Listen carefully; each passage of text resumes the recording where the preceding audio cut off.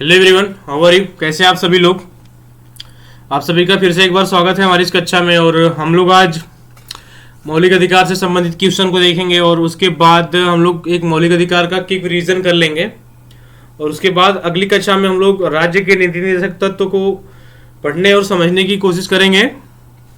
और गाइज, जैसा कि मैं आपसे बोला था कि मैं प्रस्तावना और मौलिक अधिकारों को खत्म करने के बाद इससे संबंधित क्वेश्चन को आपके सामने लाऊंगा। और ये हम लोग प्रेम्बल क्वेश्चन को देख चुके हैं और ये मौलिक अधिकारों से संबंधित क्वेश्चन आप लोगों के सामने मैं फिर से लेके आया हूँ। और गाइज, ये पीडीएफ नहीं है बिकॉज मैं टाइपिस्ट हूँ नहीं और टाइप में करवा नहीं सकता।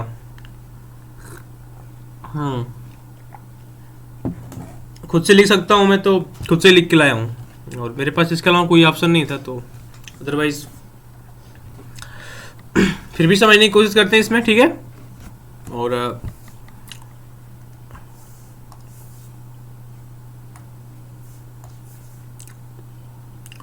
इसमें पहला क्वेश्चन है कि भारत में मौलिक अधिकारों के संबंध में निम्न कथनों पर विचार कीजिए। मतलब भारत में जो मौलिक अधिकार है उनके संबंध में जो कथन दिए गए हैं, मतलब 1 2 3 4 कथन है।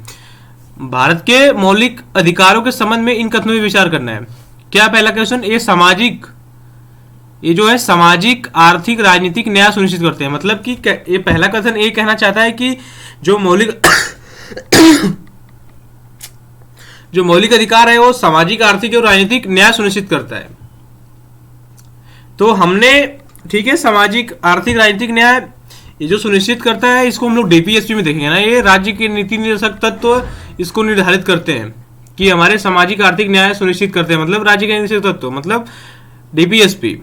और ये जो सेकंड ऑप्शन है कि मौलिक अधिकारों के संबंध में, आप इसको पढ़िए पहले। मौलिक अधिकारों के संबंध में निम्न कथनों पर विचार कीजिए। तो पहला तो नहीं हो सकता। सेकंड क्या है, ये संविधान के भाग 3 में सूचीबद्ध है। सही है, संविधान के भाग 3 में सूचीबद्ध है, आर्टिकल 12 से लेके 35 तक, जिसमें मौलिक अधिकार शामिल है। तो और ये ऑप्शन तो अपने आप गलत हो गया, क्योंकि जब पहला गलत हो गया तो ये भी गलत हो गया, क्योंकि तीनों सही तो है नहीं। तो बचता है यही 2, तो 2 और 3 सही, ठीक। और फिर दूसरा क्वेश्चन क्या है, संविधान के किस अनुच्छेद में कानून के समक्ष समान संरक्षण, मतलब कि कानून के समक्ष समान संरक्षण किस अनुच्छेद, मतलब का प्रावधान है, किस अनुच्छेद, मतलब संविधान के किस अनुच्छेद में कानून के समक्ष समान संरक्षण का प्रावधान है। जी हाँ,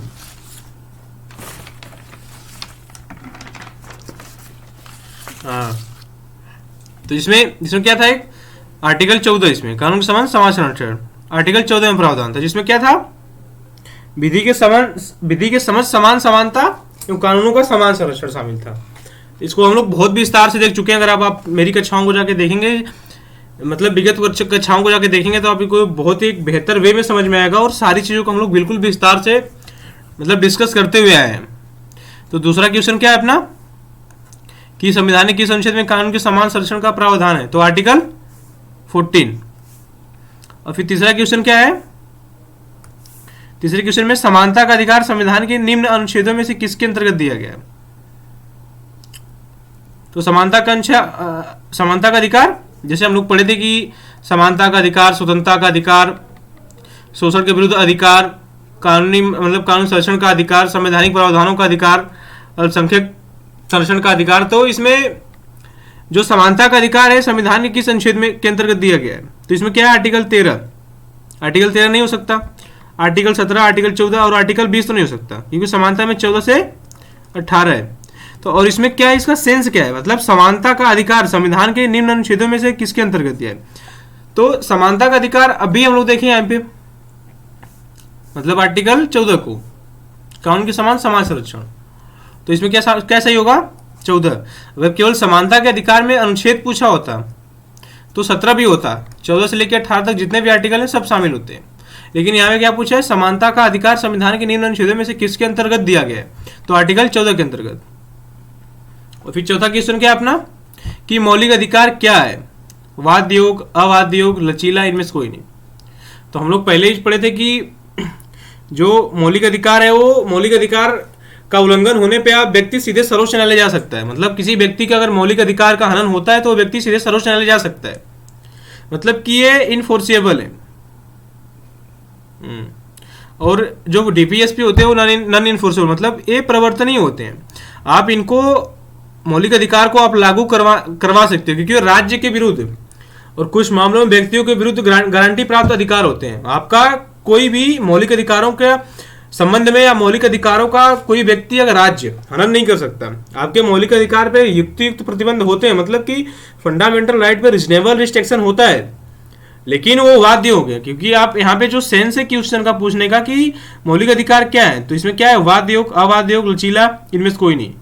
तो अवाद्य योग ये तो हो नहीं सकता क्योंकि मौलिक अधिकारों को आप न्यायालय के समझ प्रस्तुत करके आप उसको लागू करवा सकते हो मौलिक अधिकारों को, तो क्या होगा ये, वाद्य योग। ओके,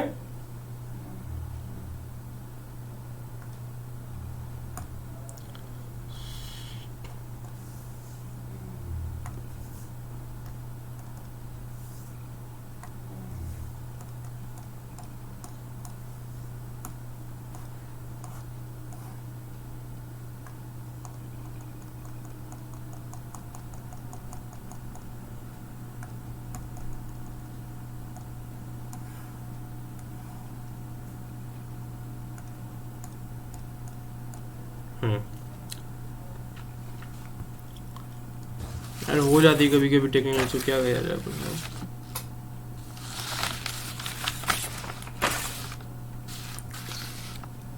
और फिर नेक्स्ट क्वेश्चन क्या है, देखिए नेक्स्ट क्वेश्चन जो मौलिक अधिकार है, मतलब मौलिक अधिकार फिर क्या ऑप्शन दिया है, कभी भी निलंबित नहीं किए जा सकते। अगर आपने सही से पढ़ा है ना कक्षाओं को तो आपको ऑप्शन देख के हंसी आ जाएगी। आप ऑप्शन जैसे ही देखोगे आपको हंसी आ जाएगी कि नहीं नहीं नहीं एग्जामिनर भुलवा रहा है, अपने को बुला रहा है। लेकिन आपने अगर कक्षाओं को ध्यान से सुना है, ध्यान से पढ़ा है उन चीजों को, अगर आपका ध्यान 100% रहा है वहां पे, तो आप क्वेश्चन को जैसे ही देखेंगे आपका दिमाग तुरंत कैच करेगा कि जी नहीं ये नहीं है, मतलब एग्जामिनर भुलवा रहा है अपने आप को। तो क्वेश्चन का जो सेंस होता है स्टेट पीएससी या यूपीएससी में पूछने का सेंस यही होता है कि चीजें तो वही हैं, बस चीजें को घुमा के पूछ रहा है। अगर आपने चीजों को समझा अच्छे से तो आपके क्वेश्चन कभी गलत हो ही नहीं सकते। और ये इंडियन कॉन्स्टिट्यूशन या पॉलिटी एक ऐसा सेक्शन है कि इसमें आप 20 क्वेश्चन आ रहे हैं तो आप कम से कम 18 सही कर सकते हो। मतलब इसकी एक सीमा है, मतलब इसकी एक कैपेबिलिटी है कि आप वहां तक सही कर सकते हो क्वेश्चन को। 20 में 18 कर सकते हो, 19 भी कर सकते हो।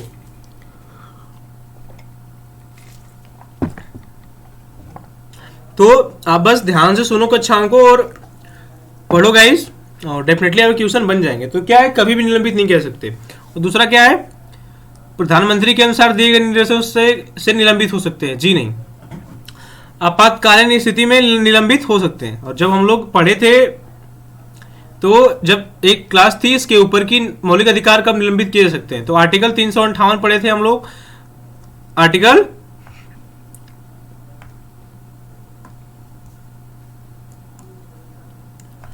आर्टिकल 358 पढ़े थे ना, आर्टिकल 358 359, जिसमें इसमें क्या था कि बाह्य आक्रमण या युद्ध या बाहरी आक्रमण अगर किसी हमारे देश पे होता है, मतलब युद्ध या बाह्य आक्रमण होता है, तो मौलिक अधिकारों का निलंबन हो सकता है। और इसमें आर्टिकल 359 में सशस्त्र विद्रोह भी शामिल हो गया था। मतलब युद्ध एवं बाह्य आक्रमण एवं सशस्त्र विद्रोह अगर होता है तो मौलिक अधिकारों का निलंबन हो सकता है, लेकिन आर्टिकल 20 और 21 का निलंबन नहीं किया सकता। ठीक है, इसको भी हम लोग देखे थे और उसको हम लोग बहुत विस्तार से देखे थे कि हाँ उन सारी चीजों का क्या प्रावधान है, क्या कैसे है, सब देखे थे हम लोग। ठीक है, हाँ। तो और नेक्स्ट क्या है, जो नेक्स्ट है कि भारतीय संविधान में स्वतंत्रता का अधिकार किन अनुच्छेदों के द्वारा प्रदान किया गया। समानता का अधिकार हम लोग जस्ट देखे अभी 14 से 18। ठीक, तो यहां तक तो जहां तक 18 आ रहा है पहले आप तो उसको काट दो। ठीक है, क्योंकि 18 तक तो समानता का अधिकार है, तो 18 इसमें है। ठीक है, खत्म कर दो, मतलब ये ऑप्शन खत्म हो जाता है अपने से ही, इसको छोड़ते हैं ना, ये खत्म हो जाता है, ये बचता है और ये बचता है। तो आर्टिकल 19 से 22 और आर्टिकल 14 से 23 तक, मतलब कि ये भुलवा रहा है, मतलब देख के लग रहा है कि आर्टिकल 23-24 में राइट अगेंस्ट एक्सप्लॉयटेशन मतलब शोषण के विरुद्ध अधिकार है, फिर उसके बाद धार्मिक स्वतंत्रता का अधिकार है, फिर अल्पसंख्यक संरक्षण का अधिकार है। तो ये देख के लग रहा है कि बुलवा रहा है जी, नहीं। तो क्या बचता है अपने पास आर्टिकल 19 से 22 तक। अगर आप कक्षाओं को ध्यान से देखें तो अपन बता चुके हैं उसमें पहले भी कि हाँ स्वतंत्रता का अधिकार कहाँ कहाँ निहित है, स्वतंत्रता का अधिकार कहाँ कहाँ दिया गया है, या उसके अंतर्गत क्या प्रावधान है, उन सारे प्रावधानों को भी हम लोग विस्तार से देखे हैं। अगर आप उन कक्षाओं को जाकर रिफिल करो या अब कक्षाओं को जाकर रिपीट करो या रिकॉल करें तो ठीक है। तो स्वतंत्रता का अधिकार आर्टिकल 19 से लेकर 22 तक निहित है, या आर्टिकल 19 से लेकर 22 तक दिया गया है। ठीक,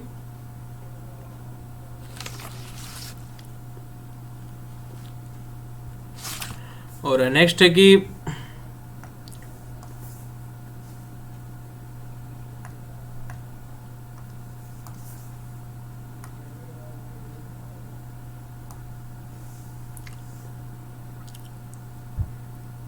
नेक्स्ट है कि भारतीय संविधान का कौन सा अनुच्छेद संवैधानिक प्रावधानों को संसद एवं राज्य विधानमंडल द्वारा बनाए गए नियमों कानूनों पर प्राथमिकता देता है।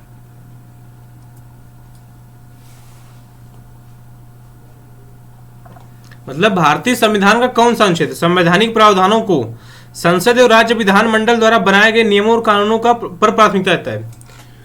तो आर्टिकल 13 में हम लोग पढ़े थे, आर्टिकल 13 क्लास 1 अनाच्छादन का सिद्धांत की संविधान लागू होने से पूर्व कि वो सारी विधियां जो मौलिक अधिकारों का उल्लंघन करती हैं वो विधियां स्वतः समाप्त हो जाएंगी। मतलब कि अनाच्छादन का सिद्धांत उसको अनाच्छादित कर लेगा कि हाँ अगर मौलिक अधिकार से संबंधित जो प्रावधान है, अगर मौलिक अधिकार का कोई जो संविधान लागू होने से पूर्व जो बना था अगर वो मौलिक अधिकार का उल्लंघन करता है तो जो कानून होगा या जो विधि होगी वो अपने आप स्वतः समाप्त हो जाएगी।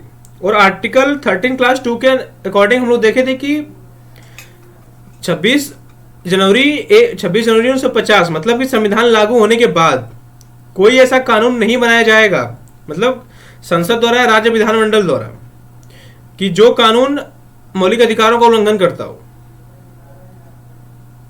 ठीक, तो इसमें क्या होगा, क्या क्वेश्चन के एसेंस को पढ़िए, अब ध्यान से पढ़िए कि भारतीय संविधान का कौन सा अनुच्छेद संवैधानिक प्रावधानों को संसद और राज्य विधानमंडल द्वारा बनाए गए नियमों कानूनों के ऊपर प्राथमिकता देता है। ठीक, और 8वां क्वेश्चन क्या है कि भारत के संविधान में शोषण के विरुद्ध अधिकार निम्नलिखित में से किसके द्वारा प्रदान किया गया।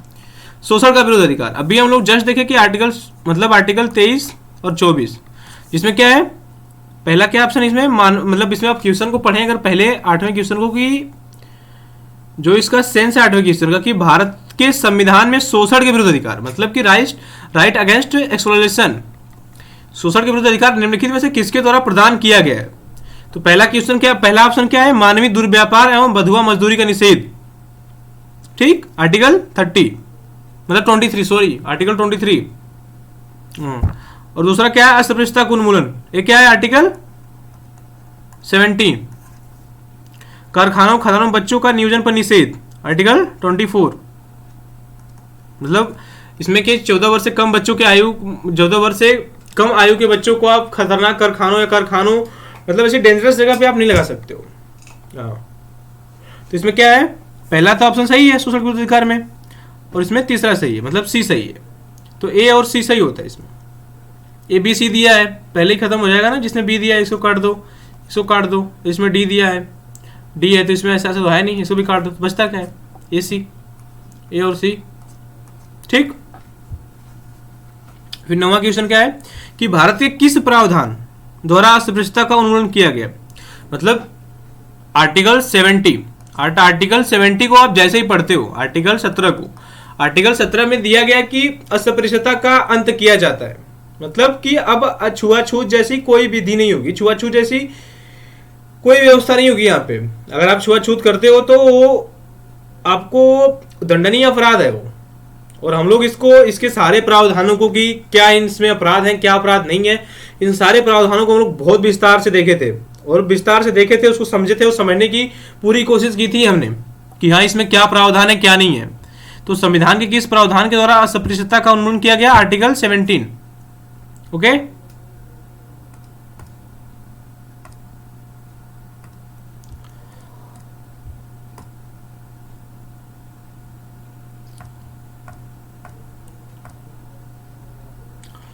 देन भारत के संविधान का कौन सा अनुच्छेद व्यक्ति को विदेश यात्रा के अधिकार से संरक्षण प्रदान करता है? मतलब कि विदेश यात्रा से संरक्षण, मतलब कि भारत में कौन सा अनुच्छेद है जो मतलब इसमें मतलब जो कि मतलब किसी व्यक्ति को विदेश यात्रा के लिए अधिकार प्रदान करता है? क्या है वो? आर्टिकल 21। मतलब जीवन के अधिकार में व्यापक व्याख्या की गई थी, ठीक है। हाँ जी हाँ। और इसमें क्या है 11वां 11वां क्वेश्चन कि संविधान के किस अनुच्छेद के अंतर्गत सिखों द्वारा कृपा धारण करना धार्मिक स्वतंत्रता का अंग माना जाता है? आर्टिकल 25, ठीक।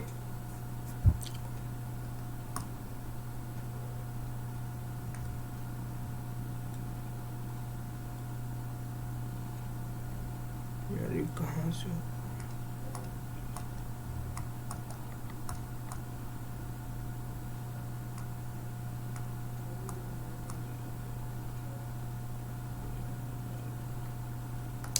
तो इसको आप पढ़ लो कि भारतीय संविधान का कौन सा अनुच्छेद अल्पसंख्यकों को अपनी मनपसंद शिक्षण संस्थाओं को स्थापित एवं संचालित करने का अधिकार को संरक्षण प्रदान करता है? तो आर्टिकल 30 के अंतर्गत भारतीय संविधान ये प्रावधान करता है कि अल्पसंख्यकों को अपनी मनपसंद मतलब अल्पसंख्यक अपने पसंद का शिक्षण संस्थान मतलब अपने पसंद का शिक्षण संस्थाओं को स्थापित कर सकते हैं, उनका संचालन कर सकते हैं। वो आर्टिकल 30 के अकॉर्डिंग दिया गया है। जी हाँ, ठीक है।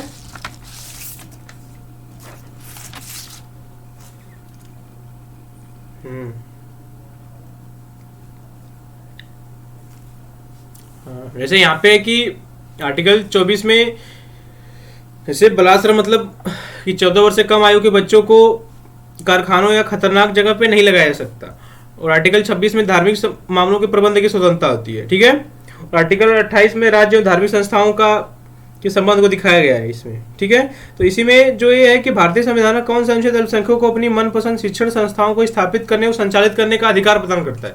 गाइस जो आ नहीं रहा है, मतलब स्लाइड आ नहीं पा रही हो तो अब इसको इसी तरह समझ लो कि जो भारतीय संविधान है ना वो कि मतलब उसका मतलब भारतीय संविधान का कौन सा अनुच्छेद है, मतलब क्वेश्चन का सेंस है कि भारतीय संविधान का वो कौन सा अनुच्छेद है जो अल्पसंख्यकों को अपनी मनपसंद मतलब अल्पसंख्यक अपने अनुसार शिक्षण संस्थाओं को स्थापित कर सकते हैं, अल्पसंख्यक अपने अनुसार शिक्षण संस्थाओं को संचालित कर सकते हो।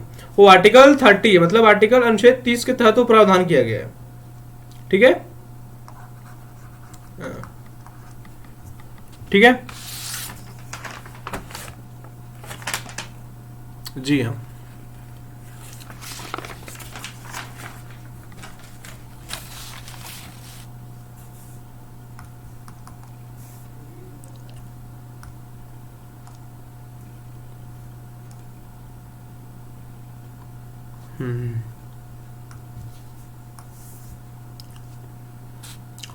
इसमें क्या है कि निम्नलिखित में से कौन से अधिकार भारतीय संविधान के अनुच्छेद 32 के अंतर्गत प्रवर्तित किए जा सकते हैं?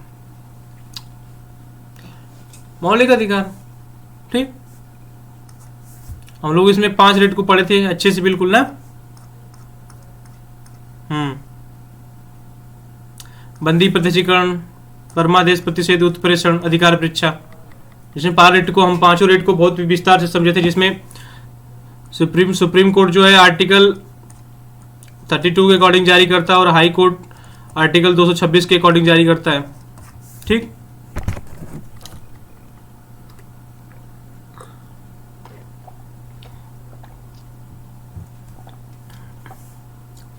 और आर्टिकल 14 क्वेश्चन क्या कह रहा है कि भारतीय संविधान के अंतर्गत मूल अधिकार का संरक्षक कौन है?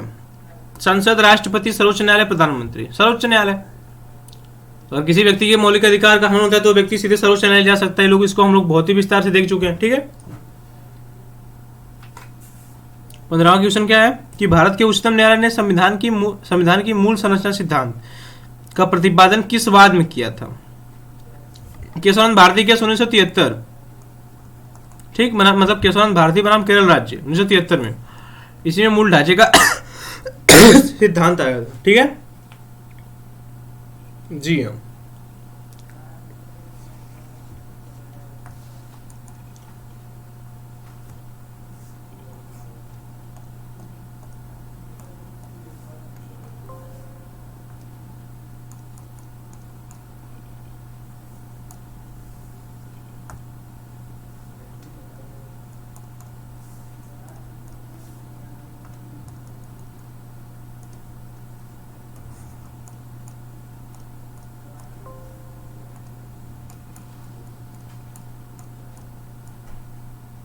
देख लो वैसे ऐसे कि संपत्ति के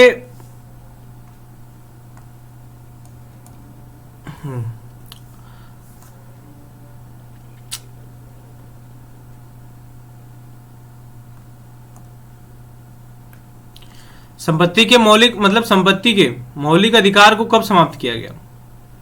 तो हम लोग इसको बहुत ही विस्तार से देख चुके हैं कि 44वें संविधान संशोधन 1978 के द्वारा मौलिक अधिकार को मतलब संपत्ति के अधिकार को मौलिक अधिकार से समाप्त किया गया था। ठीक, तो उसको 300 ए में शामिल किया गया था। ठीक है, और इसको एक संवैधानिक या कानूनी अधिकार बना दिया गया था। जी हाँ। और 17वां क्वेश्चन है कि निम्नलिखित में से कौन सा मौलिक अधिकार विदेशी नागरिकों को प्राप्त नहीं है। इसको भी हम लोग बहुत अच्छे से देखे थे। अभिव्यक्ति की स्वतंत्रता का अधिकार ये विदेशी को प्राप्त नहीं है। मतलब कोई विदेशी आके सरकार की आलोचना नहीं कर सकता ना, सरकार के खिलाफ नहीं बोल सकता।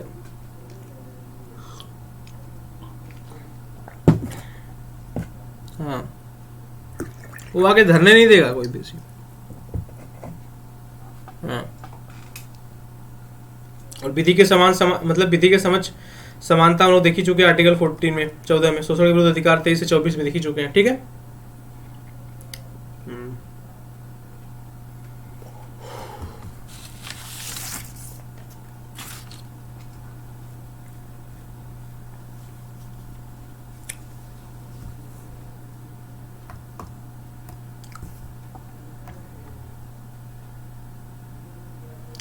और जस्ट ना हम लोग एक फंडामेंटल राइट की रिवीजन कर लेते हैं कि हाँ कि फंडामेंटल राइट में है क्या।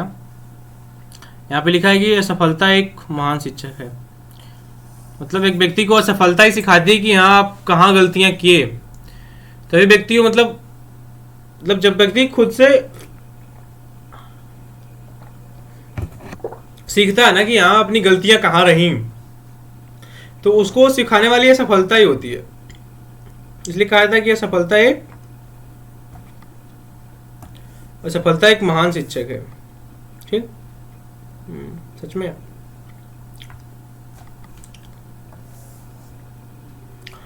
और हम लोग फंडामेंटल की रिवीजन कर लेते हैं गाइस। और जो क्वेश्चन लगाया आपने ना कि इसी अकॉर्डिंग मतलब आप इतना ही सॉल्व कर लो, इसी के इर्द गिर्द सारा घूमेगा। ठीक है, तो हम लोग देखे थे सबसे पहले कि मौलिक अधिकार में क्या था। मतलब मूल अधिकार को जो शामिल किया गया था वो संविधान के भाग 3 में सूचीबद्ध किया गया था और आर्टिकल 12 से लेकर 35 तक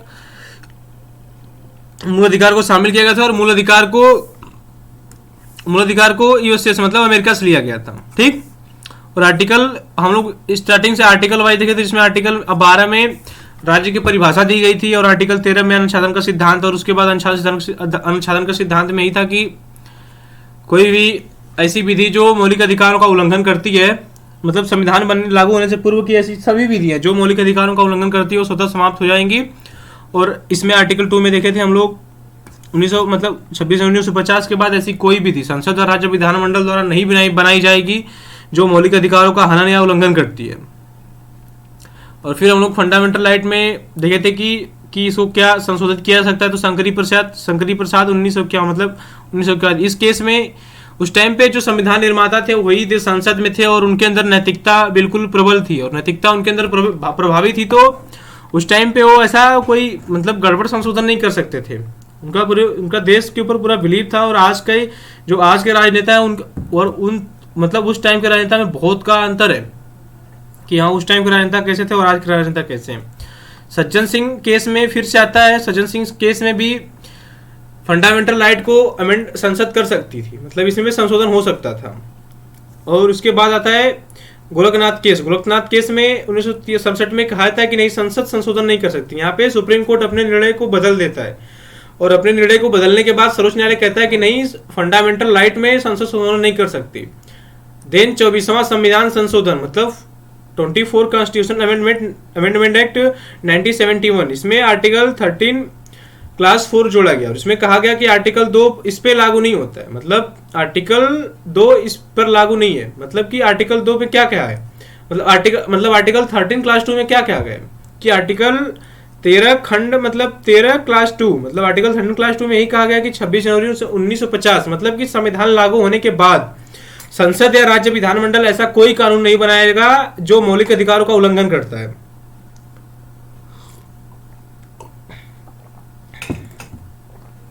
लेकिन 24वें संविधान संशोधन 1971 द्वारा क्या प्रावधान किया गया था इसमें कि आर्टिकल 13 क्लास 4 में जोड़ा गया और उसके अंदर क्या प्रावधान किया गया कि इस पे लागू नहीं होता। मतलब आर्टिकल 13 क्लास 2 इस पे लागू नहीं होता है। हम इसके बाद भी मतलब कि हम 26 जनवरी 1950 के बाद मतलब जब संविधान लागू हुआ उसके बाद भी हम ऐसी विधि बना सकते हैं जो मौलिक अधिकारों का उल्लंघन का हनन करे। ठीक, उसके बाद केशवानंद भारती केस आता है और केशवानंद भारती में मूल ढांचे का सिद्धांत आता है। मतलब इसमें एक कहा था कि संसद संशोधन कर सकती है लेकिन मूल ढांचे में संशोधन नहीं कर सकती है। मूल ढांचे का जो सिद्धांत है प्रतिपादित किया गया और इसमें मतलब केशवानंद भारती केस में ही मूल ढांचे या बेसिक स्ट्रक्चर का सिद्धांत प्रतिपादित हुआ और इसमें मूल ढांचे की संकल्पना आई केशवानंद भारती केस में। इसको हम लोग बहुत पहले देख चुके हैं ना, कि रिवीजन कर रहे हैं मतलब हाँ थोड़ा सा कि हाँ ऐसा भी कुछ था। ठीक,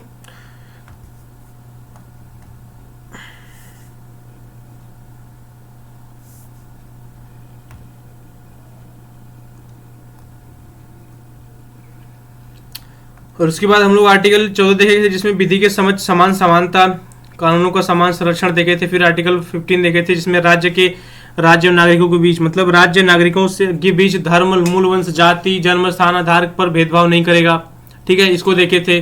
फिर आर्टिकल 16 में देखे थे राज्य के अधीन नियोजन में अवसर की समानता, मतलब राज्य के अधीन सरकारी नौकरी में अवसर की समानता। और आर्टिकल 15 में भी और आर्टिकल 15-17 को मिला के हम लोग आरक्षण के इशू को देखे थे जिसको बहुत ही विस्तार से देखे थे। आप पिछली कक्षाओं में जाके देख सकते हैं कि हम मतलब इन सारी चीज़ों को हम लोग मतलब पिछली कक्षाओं में बहुत ही अच्छे से और बहुत ही विस्तार पूर्वक देखे इन सारी चीज़ों को। और आर्टिकल 17 में हम लोग देखे थे कि अस्पृश्यता का उन्मूलन मतलब अस्पृश्यता का अंत किया जाता है। और आर्टिकल 18 में फिर हम देखे थे कि उपाधियों का अंत मतलब कि उपाधि नहीं होगी, जैसे किसी प्रकार की उपाधि मतलब जो कि समाज में विशेषाधिकार, समानता का अर्थ मतलब समाज में विशेषाधिकार का न होना।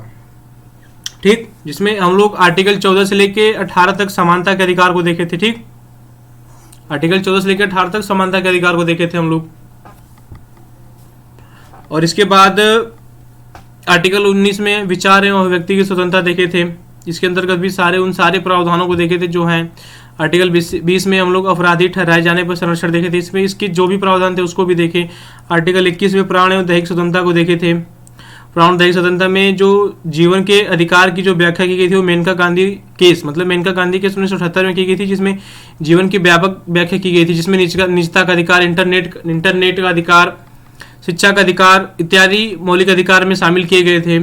और आर्टिकल फिर 22 को देखे थे जिसमें मनमानी, गिरफ्तारी और निवारक नजरबंदी संरक्षण था इसमें। और इसके बीच हम उन तमाम प्रावधानों को देखे जो हैं, जो संविधान के द्वारा प्रावधान है या जो बाद में बनाए गए। ठीक, और फिर हम लोग इसके बाद मतलब इसमें आर्टिकल 19 से लेकर 22 तक हम लोग स्वतंत्रता के अधिकार को देखे थे। फिर देन शोषण के विरुद्ध अधिकार में आर्टिकल 23 में जिसमें मनुष्यों का दुर्व्यापार एवं बलात्श्रम का निषेध था, इसको हम लोग देखने की कोशिश किए थे। देन आर्टिकल 24 आर्टिकल 24 में 14 वर्ष से कम उम्र के बच्चों को मतलब इंडस्ट्री मतलब कारखाने खान में नहीं लगाया जा सकता, किसी खतरनाक जगह पे नहीं लगाया जा सकता, इसको देखे थे। फिर आर्टिकल 25 मतलब ये शोषण के विरुद्ध अधिकार का। फिर हम लोग धार्मिक स्वतंत्रता के अधिकार को देखे थे, जिसमें आर्टिकल 25 में हम प्रत्येक व्यक्ति को एक अंतःकरण की स्वतंत्रता होगी। आर्टिकल 26 रिगार्डिंग धार्मिक मामलों में प्रबंध का अधिकार होगा। आर्टिकल 27 में ऐसा कोई कर नहीं ऐसा कोई कर नहीं लगाया जाएगा जो किसी एक धर्म या किसी एक धर्म की उन्नति के लिए होगा। किसी विशेष धार्मिक उन्नति के लिए होगा। फिर आर्टिकल 28 में हम लोग लगाए देखे थे कि राज्य और धार्मिक शिक्षा संस्थाओं के में संबंध कैसा है, उसको देखने की कोशिश किए थे। ठीक,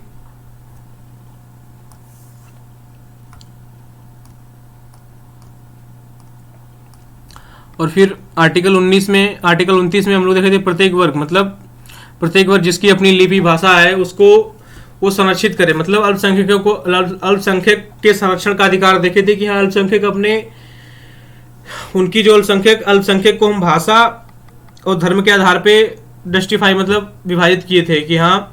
और इसमें आर्टिकल 29 में हम लोग देखे थे कि प्रत्येक वर्ग मतलब जिसकी अपनी लिपि होगी, भाषा होगी, उसको संरक्षण करने का अधिकार होगा। और आर्टिकल 13 में देखे थे, मतलब 30 में, आर्टिकल 30 में देखे गए कि अल्पसंख्यक को शिक्षा संस्था मतलब अल्पसंख्यक जो समुदाय होगा, अल्पसंख्यक जो होगा वो शिक्षा संस्था की स्थापना एवं प्रशासन का अधिकार होगा। मतलब वो अल्पसंख्यक अपने अनुसार शिक्षा अपने मतलब मनपसंद के अनुसार अपनी शिक्षा संस्था बना सकता है, उस शिक्षा संस्था की स्थापना कर सकता है और उस शिक्षा को अपने अनुसार प्रशासित कर सकता है, उस शिक्षा संस्था को अपने अनुसार रेगुलेट कर सकता है, उस शिक्षा संस्था को अपने अनुसार चला सकता है।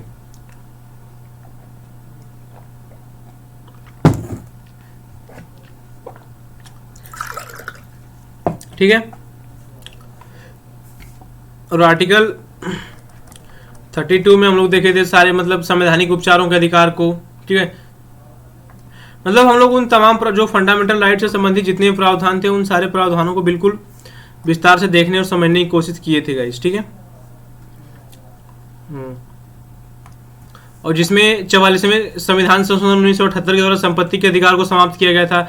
जितने कॉन्स्टिट्यूशन अमेंडमेंट है उसको देखे थे। 86वें संविधान संशोधन 2002 के द्वारा शिक्षा के अधिकार को मौलिक अधिकार में शामिल किया गया, इसको देखे थे। और पहला संविधान संशोधन 1951 में 15(4) को जोड़ा गया था, इसको देखे थे। और 15(4) से संबंधित उन सारे प्रावधानों को देखे थे।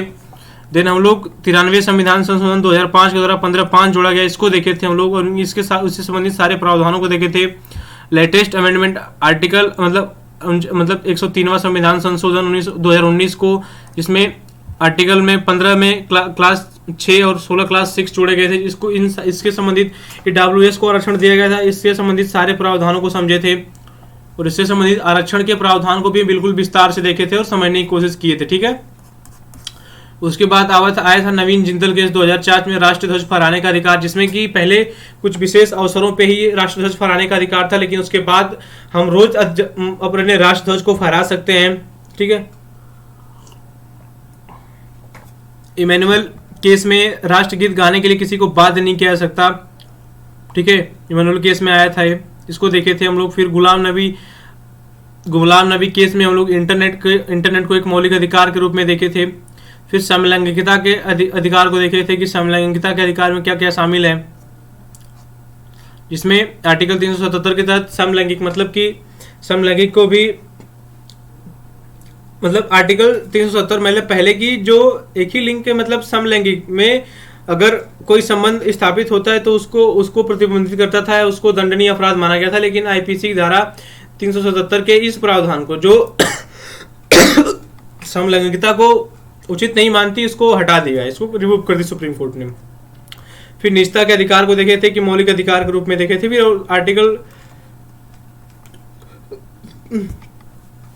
आर्टिकल 32 को के सारे प्रावधानों को देखे थे, जिसमें संवैधानिक उपचारों का अधिकार था।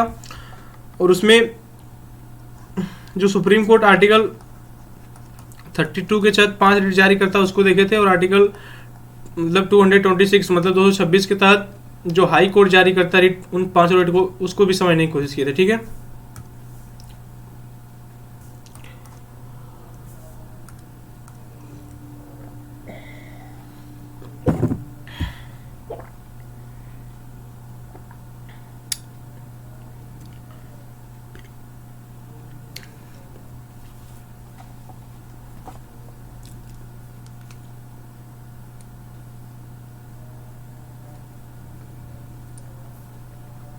गाइस हम लोग जो भी पढ़ रहे हैं ना, मतलब मेरे एंड पे जो पॉसिबल है यार, कि मतलब जो मैं कर सकता हूँ ना डेफिनेटली वो करने की कोशिश कर रहा हूँ। और बिलीव मी कि मैं सच में उन सारी चीज़ों को जो स्टेट पीएससी और यूपीएससी की जितनी भी चीज़ें ज़रूरी है ना, वो सारी चीज़ें आपको प्रोवाइड कराने की एक बेहतर कोशिश कर रहा हूँ। मतलब अपने एंड में हर लेवल पे बेहतर प्रयास कर रहा हूँ।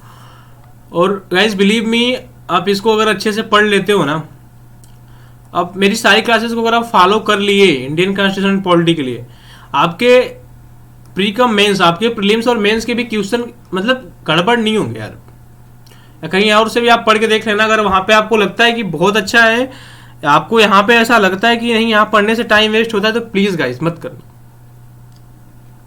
अगर आपको अच्छा लगता है तो ही पढ़ो आप। अगर आपको लगता है कि मेरा टाइम वेस्ट हो रहा है, ऐसा कुछ हो रहा है, तो डेफिनेटली आप रिमूव कर सकते हो। और टाइम बहुत इंपॉर्टेंट होता है, जो अच्छा लगे, जो बेहतर लगे, हमें उसी को चूज करना चाहिए हमेशा। अगर आपको लगता है कि I am not better, then remove, deny, directly deny. ये सच है और इस सच को एक्सेप्ट करना चाहिए हर इंसान को। बट मैं अपने लेवल पे, मतलब डॉक्टर की दवाई पे अगर आपको बिलीव है ना, तो डेफिनेटली मैं आपको नेक्स्ट लेवल पे लेके जाऊंगा गाइस। मतलब कि एक चीज होती है ना कि हम लोग पहले भी पढ़े थे कि ग्राफ होता है एक, और ये यूपीएससी की जर्नी की एक ग्राफ होती है, हर एक स्टूडेंट की जर्नी का ग्राफ होता है कि जब हम किसी भी प्रिपरेशन को स्टार्ट करते हैं ना, एट द एंड यहाँ से स्टार्टिंग करते हैं, जब हमारी बिगिनिंग होती है, तो यहाँ पे हमारे पास सब कुछ होता है, हर किसी का सपोर्ट होता है, फैमिली का सपोर्ट होता है, फ्रेंड का सपोर्ट होता है, हर लेवल पे सपोर्ट होता है। और यहाँ पे हमारा जोश भी होता है, हम खुद को भी बहुत सपोर्ट करते हैं, और हमारी जर्नी होती है कभी कभी पीक पे होती है, और यही जर्नी कभी कभी यहाँ पे आगे यहाँ पे फॉल करती है। और यहाँ से जो उठने की हिम्मत रखता है ना जिंदगी में, यहाँ से जो यहाँ पे आते हो ना, तो आपका यहाँ पे खुद की जरूरत होती है, आपके जुनून की, आपके हौसले की, आपके संकल्प की, कि आप कितना दृढ़ संकल्पित हैं उस लक्ष्य को लेके, कितना धैर्य है आपके अंदर। वो सारी चीजें डिसाइड करती हैं यहाँ पे कि आपका सेल्फ कॉन्फिडेंस क्या है, आपका आत्मविश्वास क्या है। वो सारी चीजें यहाँ से डिसाइड करती हैं, तभी कोई यहाँ तक से उठ के यहाँ तक जाता है गाइस। ठीक है। और ये जो जर्नी है ना, जो सक्सेस की जर्नी होती है, कि कोई व्यक्ति सक्सेस क्यों होता है ना, सबसे बड़ी चीज होती है उस व्यक्ति की निरंतरता। आप किसी भी चीज को अगर बिल्कुल निरंतर कर रहे हैं ना, तो डेफिनेटली आप पीक पे जाओगे यार, लिख के लेना। किसी भी काम को अगर आप शिद्दत से कर रहे हो ना, कोई भी काम हो आपका, कुछ भी कर रहे हो लाइफ में आप, अगर आप उसको शिद्दत से कर रहे हो ना, डेफिनेटली आप पीक पे जाओगे यार। कोई रोक नहीं सकता आपको, कोई रोकने वाली ताकत बनी नहीं है आपको। अगर आप खुद के साथ चीट नहीं करते हो, तो आप खुद के साथ ईमानदार रहो। बाकी दुनिया के साथ रहो या ना रहो अलग चीज है, लेकिन खुद को चीट ना करो, खुद को कभी धोखा मत दो। लाइफ में बहुत बड़ी चीज होती है। मतलब जो इंसान, मतलब एक चीज है ना कि मतलब ज्यादा हो जाएगा कि खुद को बेवकूफ मत बनाओ कभी। हाँ,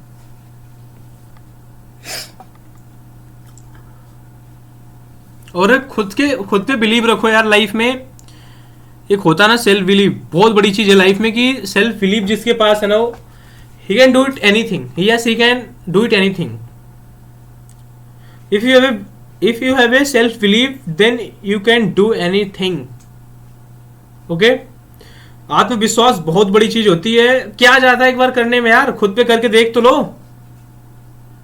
बहुत बड़ी चीज है सेल्फ बिलीव, आत्मविश्वास करना। और क्या जाता है करने में, करके देख लो यार, बहुत आगे तक जाओगे।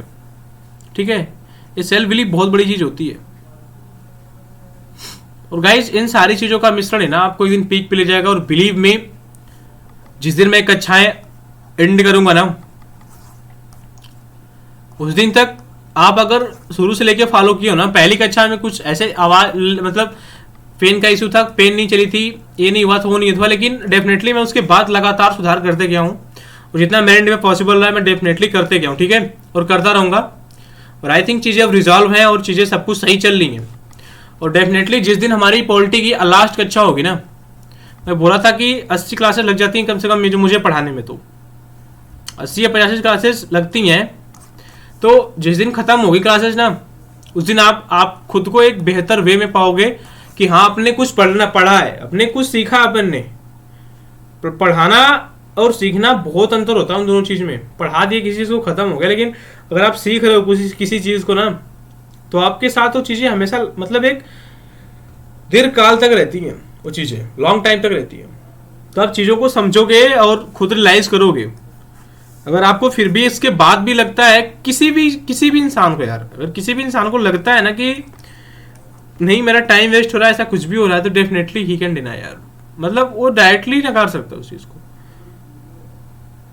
अगर आपको एक बेहतर वे मिल रहा है, बेहतर समझ में आ रहा है, तो ही आप पढ़ो, ठीक है। और thank you so much guys,